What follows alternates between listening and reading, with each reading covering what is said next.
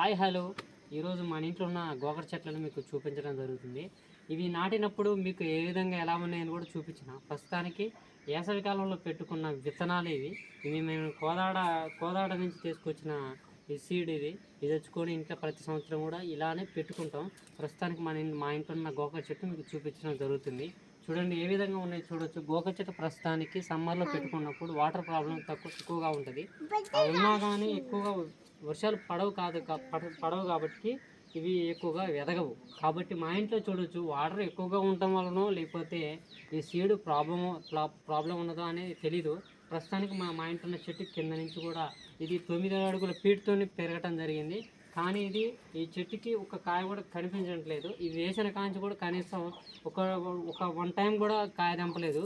Only just only కొద్దిగా కాయలు ఎక్కడ సింగిల్ చూడొచ్చు. ఇవి పూత కూడా లేదు, జస్ట్ ఓన్లీ సింగిల్తో కాయలు కాయటం జరిగింది. ఇది ప్రస్తుతానికి మనం చూడవచ్చు. ఇక్కడ కింద నుంచి పై వరకు చూసినా కానీ ఈ చెట్టు అనేది కాయలేదు.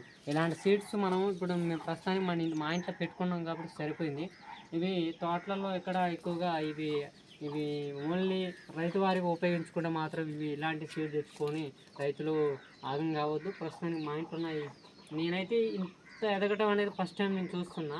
ఒకప్పుడు తెచ్చుకున్న చెట్లు ఇంత ఘనంగా పెరగలేదు, కానీ కొద్దిగా ఓన్లీ 4 ఫీట్స్ 4 అడుగుల వరకు పెరగటం ఆ విధంగా జరిగింది. కానీ ప్రస్తుతానికైతే ఇది 9 ఫీట్ల వరకు, ఇదైతే నాకు 9 ఫీట్ల వరకు పెరగటం జరిగింది. ఇంతగా ఎదిగితే మాత్రం చెట్టు అనేది కాయడానికి తక్కువగా ఉంటుంది.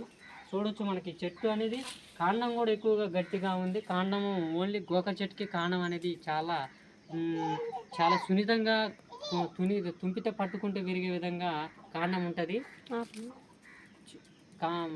కానీ ఈ కాండం అనేది చాలా బలిష్టంగా ఉంది, చాలా గట్టిగా ఉంది. కొన్ని చెట్లు చూడొచ్చు. కొన్ని ఇప్పుడు ఇళ్ళ రకాలు గోకర చెట్లలో కొన్ని 2 రకాలు ఉన్నాయి. ఇవి గోకర చెట్లలో చూడొచ్చు. ఈ పొట్టిగా ఉంటాయి చూడొచ్చు. ఈ పొట్టిగా ఉండి గింత ఇవి ఈ విధంగానే ఉంటాయి. దీని టేస్ట్ అనేది చాలా ఉండవు, అంతగానంగా టేస్ట్ ఉండవు.